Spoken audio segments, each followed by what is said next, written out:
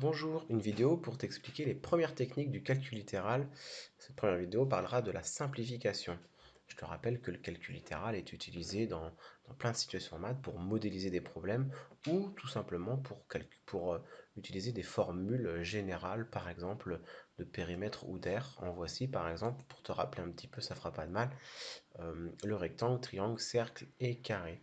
Le rectangle avec une longueur et une largeur, eh bien, on calcule son périmètre en additionnant la longueur et la largeur, par exemple, hein, et en multipliant tout par 2.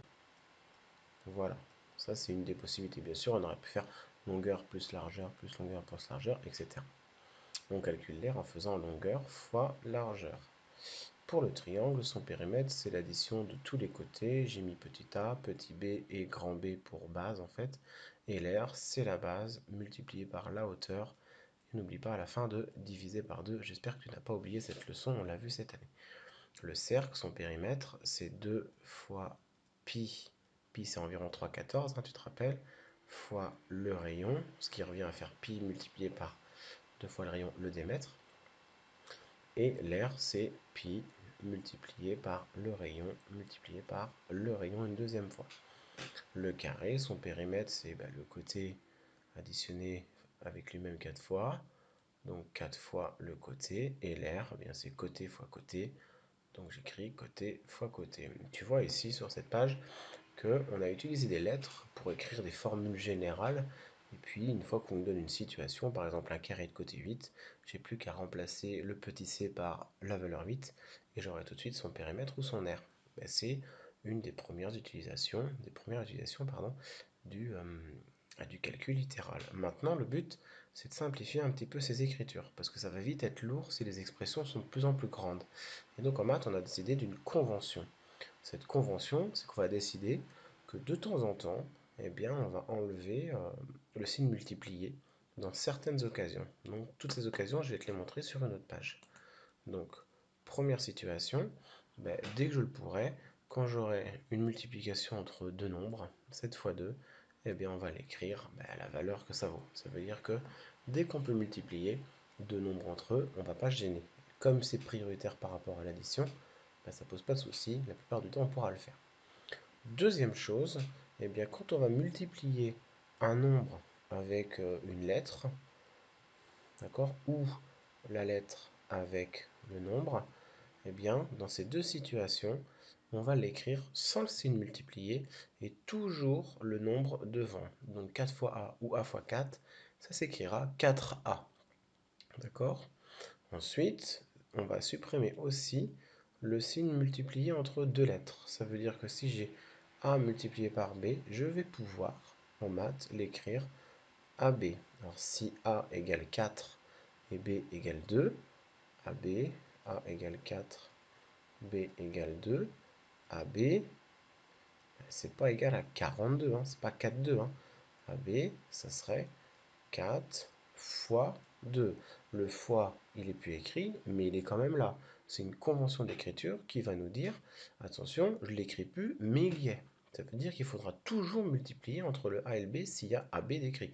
Tout comme il faudra toujours multiplier 4 fois A. Si A égale 2, ce ne sera pas 42. Ce sera 4 fois 2.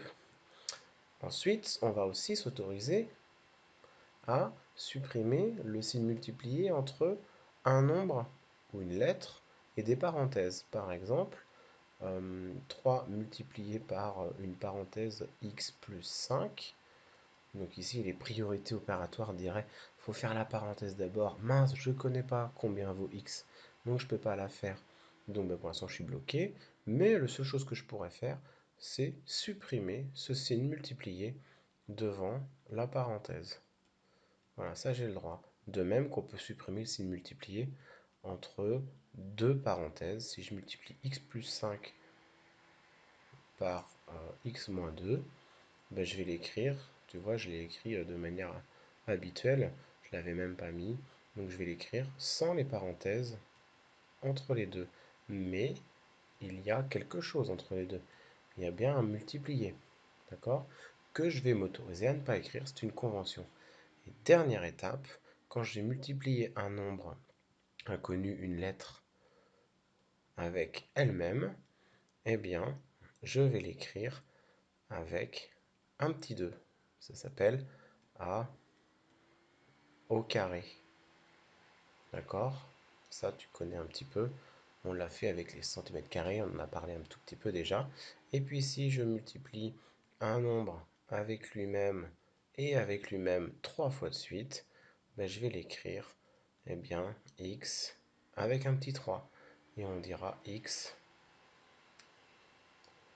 au cube. Voilà.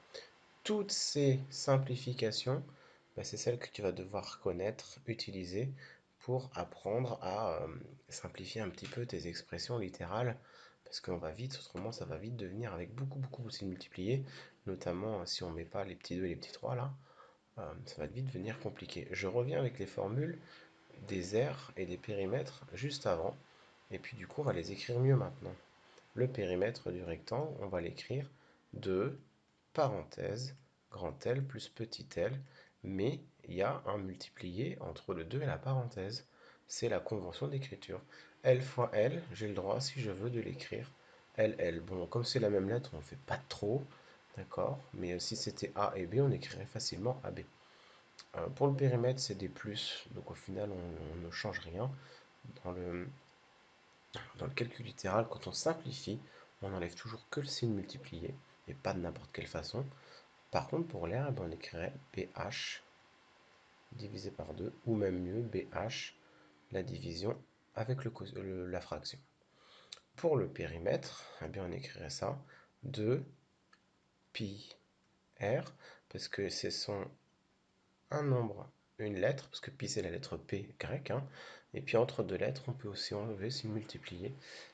Pour l'air, on pourrait écrire pi r r, mais on ne va pas écrire pi r r, parce que r fois r, ça s'écrit avec un petit 2, donc ça serait pi r au carré. Pour le carré, eh bien 4 fois c en maths, on écrirait ça 4c, et donc on va l'écrire comme ça à partir de maintenant. Et l'air, eh bien c'est côté fois côté, on va écrire côté au carré. Et donc voici toutes ces écritures simplifiées. Tu dois remarquer que normalement, en fait, on a juste supprimé le signe multiplié, en fait, hein. Ok? Voilà. Eh bien, cette vidéo est terminée. J'espère que tu as bien compris toutes les étapes de la simplification. Tu vas devoir écrire ensuite le bilan sur ton cahier. Allez, à bientôt.